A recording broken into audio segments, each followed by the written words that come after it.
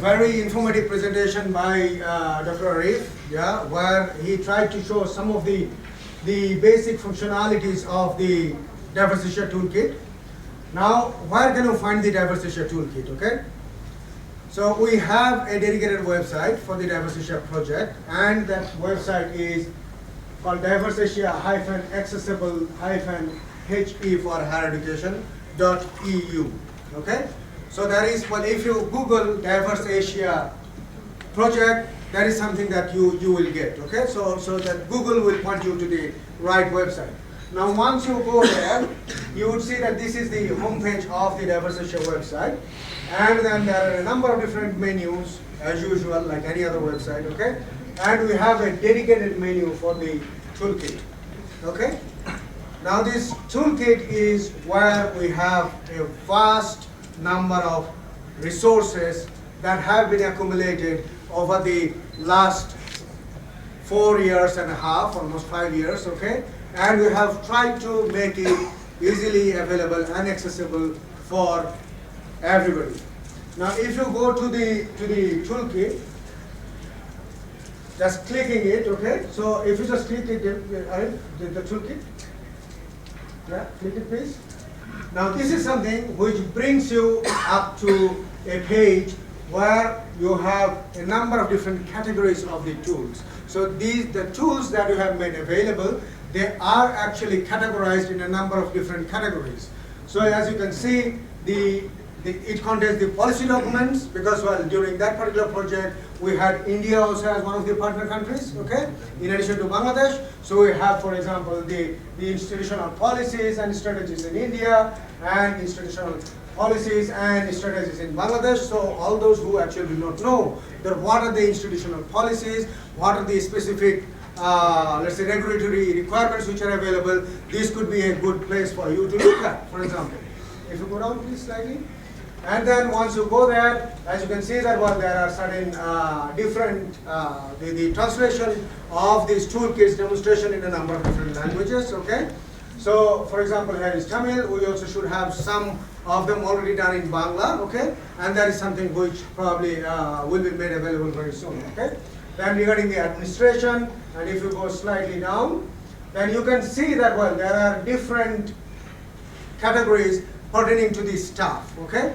For example, for the teaching staff, what are the specific resources that are available for the teaching staff, what are for the administrative staff and librarians, and at the end there are certain glossaries, okay? So now, given that we all are teaching staff here, okay, faculty members, so if we can go to the teaching staff, please.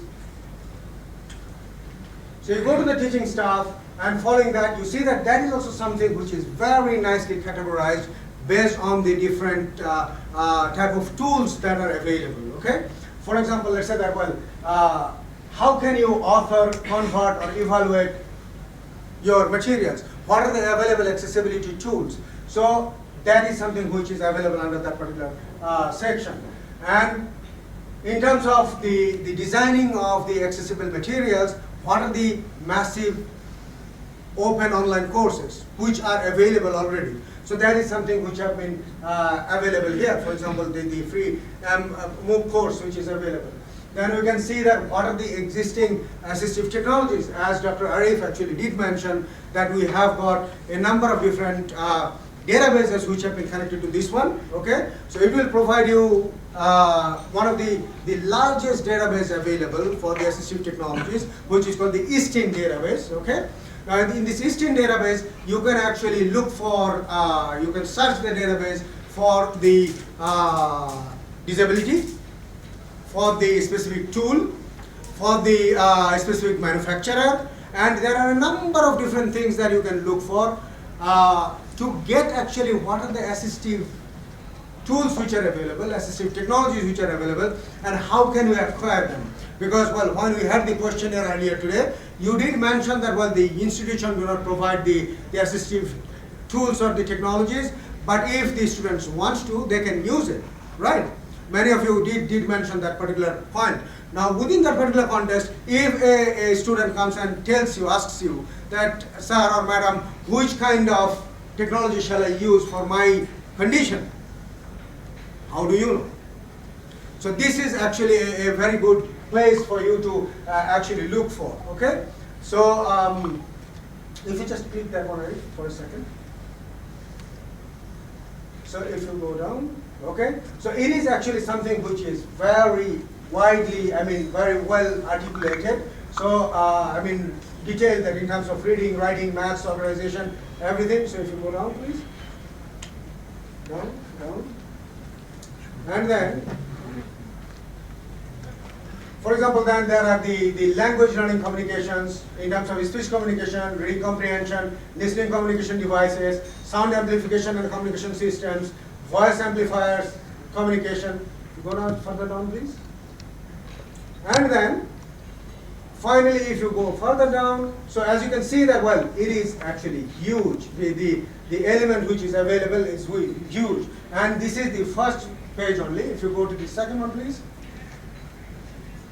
Then you can see that, well, what are the available, let's say, that for which kind of disability, which kind of domains you should actually focus on. In the previous page, you had seen the focus, okay, of the different tools. Now, which kind of condition, if it is there, which kind of assistive technologies are relevant, okay? So this is something, or which kind of domains you need to look for. Then you can go back and then check. So if you go down to the next page, please. Now here, well, you will also see that, well, there are certain products which are available within the iOS, Android, which actually can enable you to perform certain assistive functionalities. So if you go down,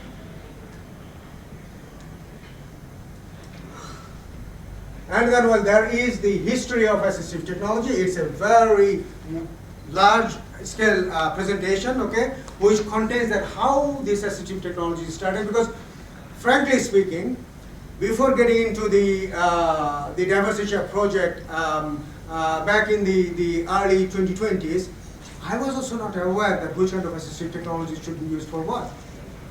Okay.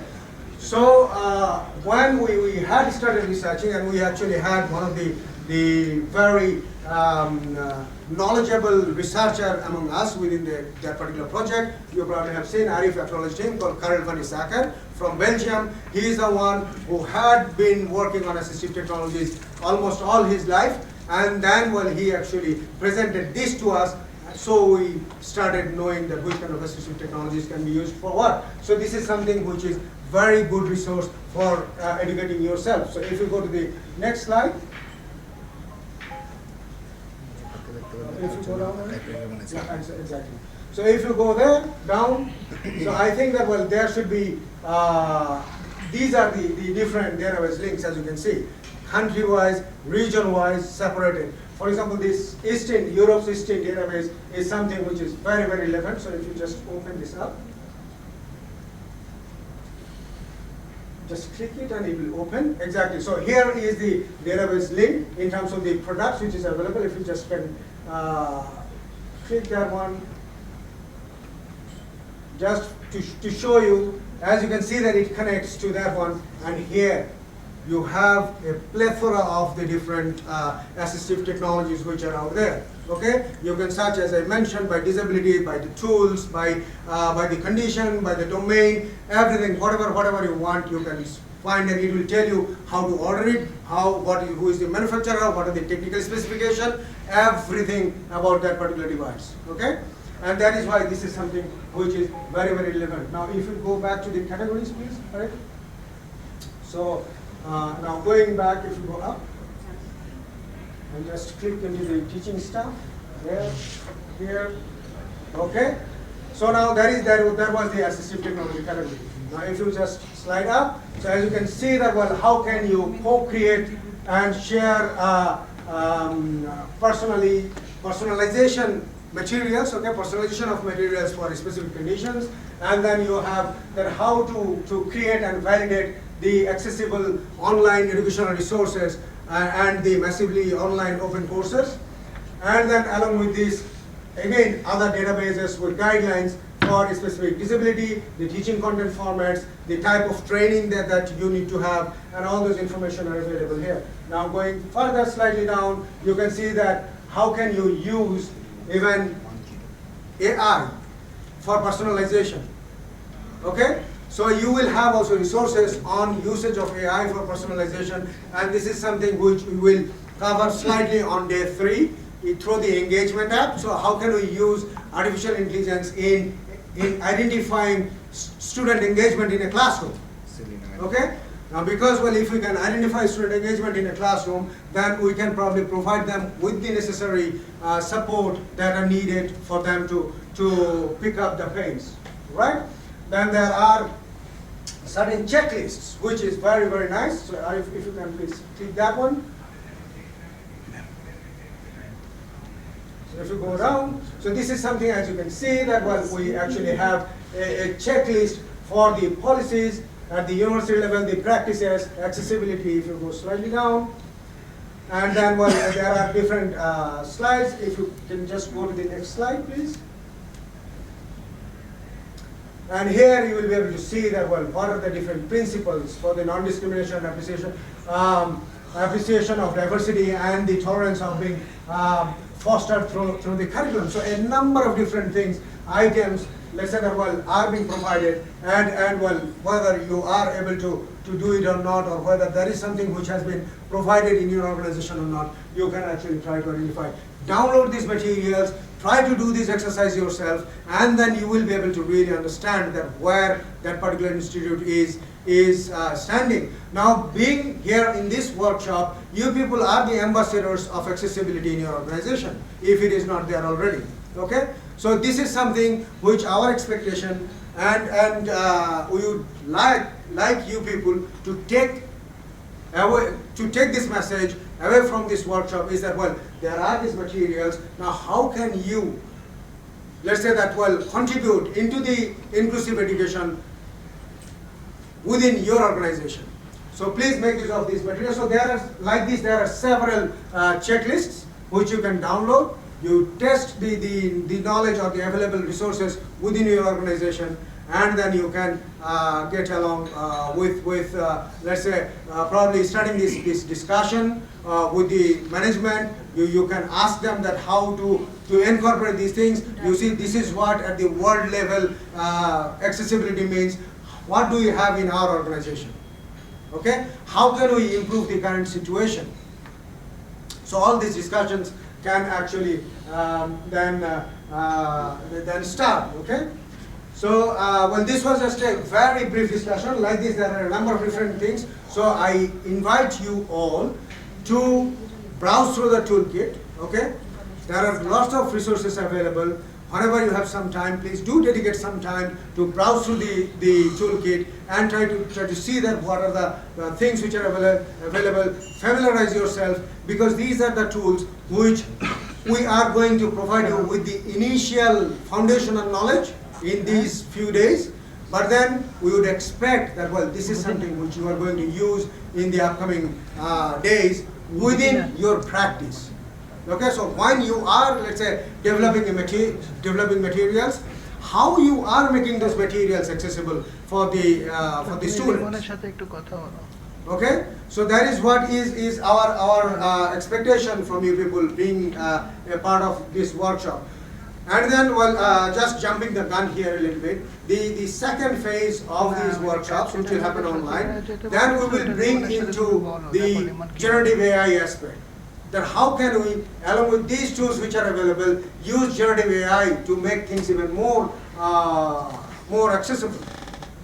Okay, so that is something which will happen sometime in autumn, right? So that is something which will happen in autumn, sometimes in October, November. Okay, so we'll have a 2-3 days of online workshop, and then that is where we will try to co-design. Well, you know that, well, together we will try to identify that what are the challenges and where we can apply generative AI to improve accessibility.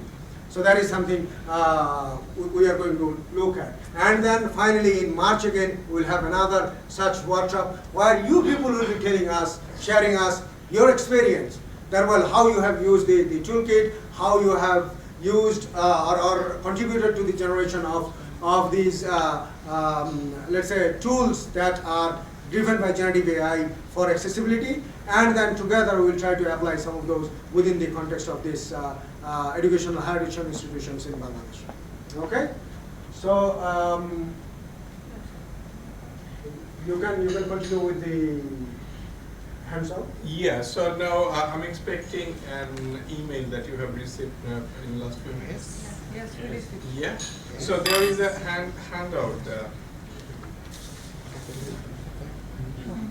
Okay, so this is something that I presented earlier. Okay, just to begin your journey from here. All right, so you can have a look to this Diverse Asia website that is given here. So that you can at least follow a track. So it's very simple. Even a school-going kid will be able to follow that. That's we've made it in such a way. And then you can see these websites that we are going through again and again. And then you can create your own account there.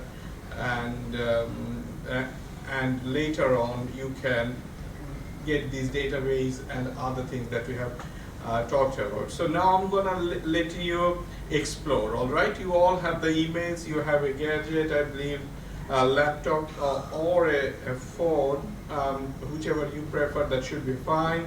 But a laptop will be better initially to have a bigger screen. That's why we requested you earlier to bring your laptop. All right.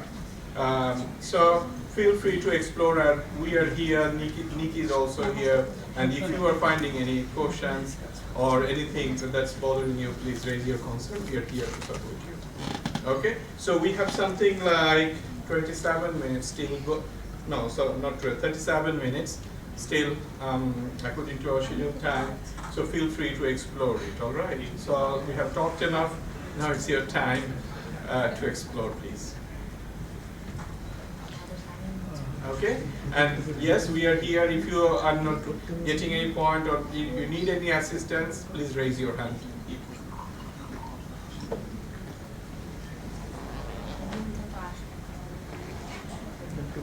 And if you haven't received the email with the handout, also please raise your concern.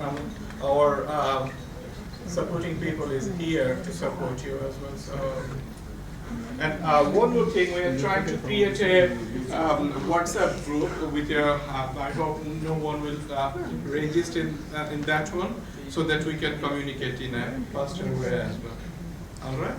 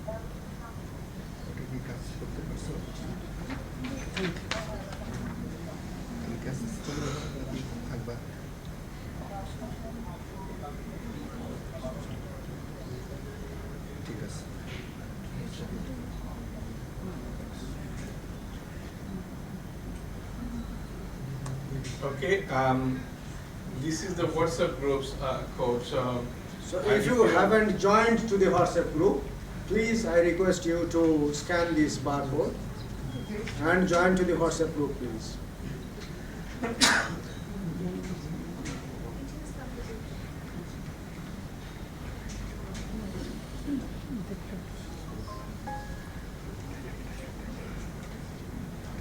Login করছিলেন সেই সাথে login করে গেছে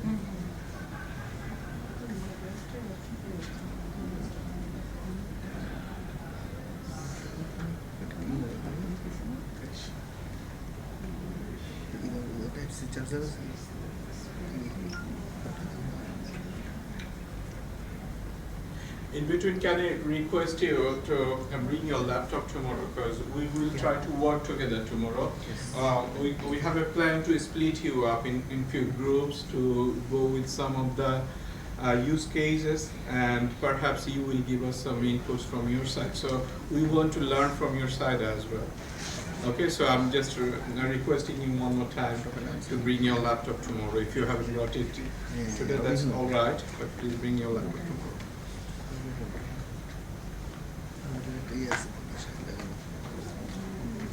paper wallet আধা করে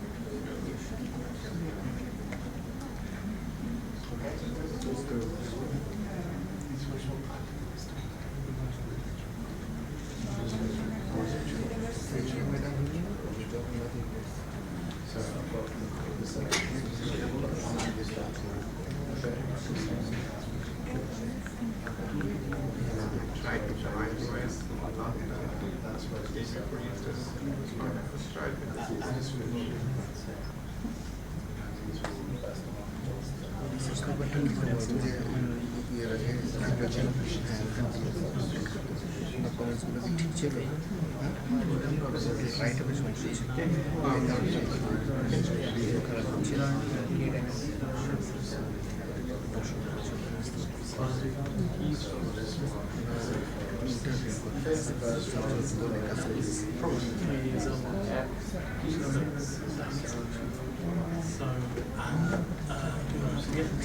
WhatsApp group.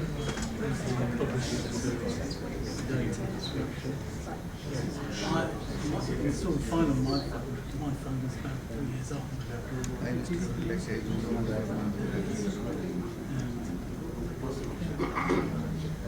Yeah, no, this is only 12. Okay, so I think we found another glitch here, like for the app, the Rosacea app with the new Android system, it's not supporting. Day before yesterday night, I tried with the iOS one, it was fine, but as I'm not an Android user, I haven't managed to do the final check. And now I can see that due to the version management, it may not support you. But if you are using an iOS, that should be fine. Okay? So, because this technology is constantly evolving and changing. The requirements are changing over time as well.